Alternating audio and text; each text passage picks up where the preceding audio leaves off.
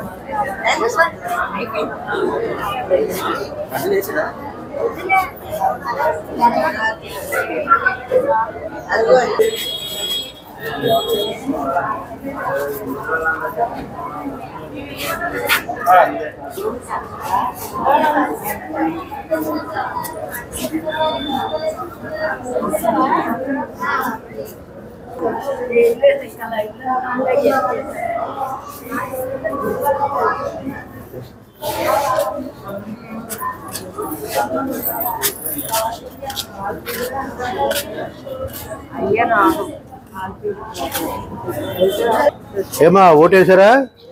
ఎలా ఉంది లోపల? ఇబ్బందిగా ఉంది అన్నాను. ఫెసిలిటీస్ బాగానే ఉన్నాయా? ఎంతసేపు అయింది మీరు వచ్చి? గంట అయిందా? వెంటనే అయిపోయిందా? అంటే ఎండ ఉంది అని చెప్పి ముందు వచ్చారా?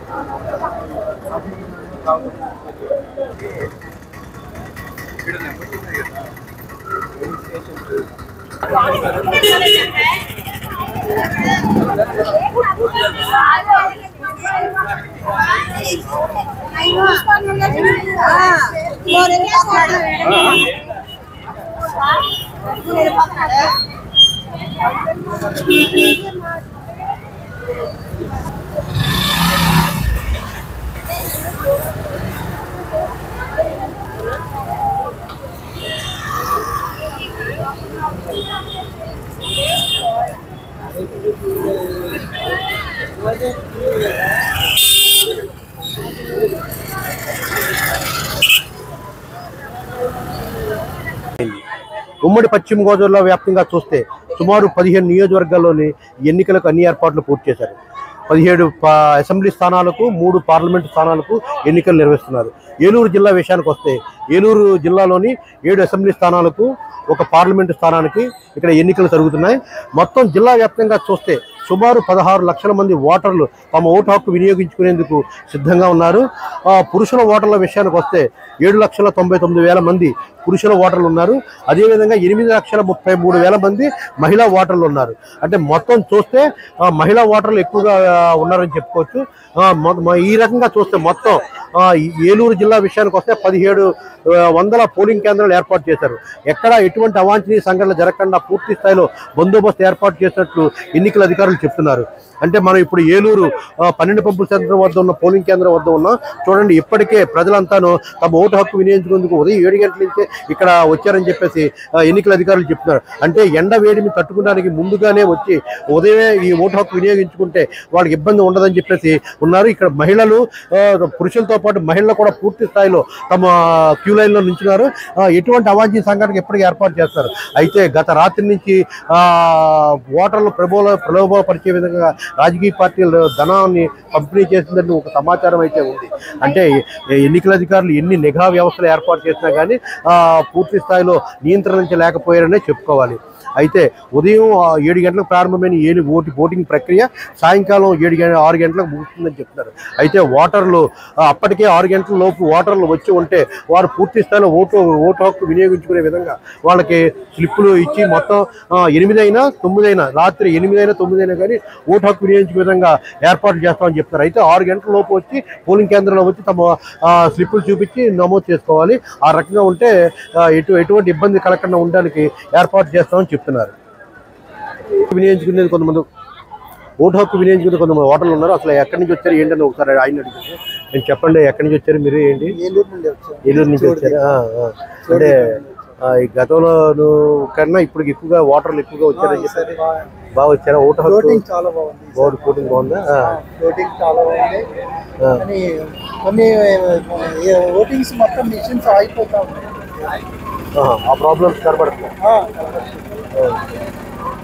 ఎవరెవరు వచ్చారండి? మొత్తం మీ ఫ్యామిలీ మెంబర్స్ అంతా వచ్చారా?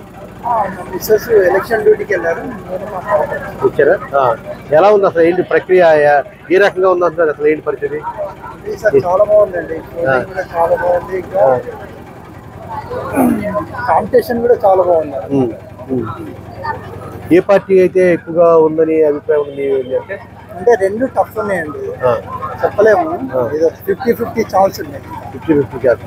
ఏ పార్టీకి పూర్తి స్థాయిలో మొగ్గు లేదు. లేదు, ఏ పార్టీకి వస్తుందని గ్యారంటీ చెప్పలేము. అయితే అధికార పార్టీకి కొద్దిగా మొగ్గు ఉందని చెప్పేసి అంటున్నారు. అది ఏమన్నా ఉందంటారా లేదంటారా? అంటే కొద్దిగా కొందరు డబ్బులు చేస్తారు కదా, వాళ్ళు చెప్తున్నారు. ఇంకా వచ్చేదాకా మాత్రం మనకు June 4th కానీ తెలియదు.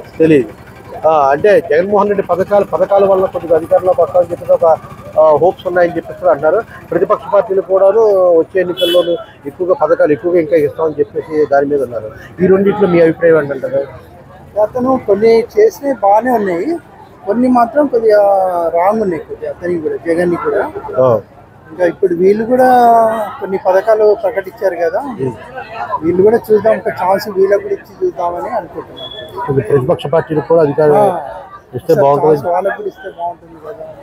ఒక ఛాన్స్ ఆల్రెడీ ఇచ్చాము జగన్కి, ఇంకా రెండో ఛాన్స్ వీళ్ళకి ఇస్తే బాగుంటుంది. యాక్చువల్లీ కూడా 5 సంవత్సరాల్లో 4 పార్టీలు పంపించారు ఆయన. ఈయన అలా కదా, డైరెక్ట్ 4 అంటున్నాడు. 3కే 5 సంవత్సరాలు బట్టి పంపించారు అండి, అంతే కదా.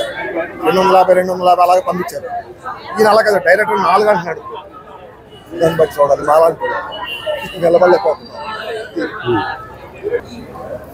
ఇది ఇక్కడ ఎన్నికల పరిస్థితి. అయితే ఓటర్లు తమ ఓటు హక్కు వినియోగించుకున్న పూర్తి స్థాయిలో సంఘటితమని చెప్పుకోవచ్చు.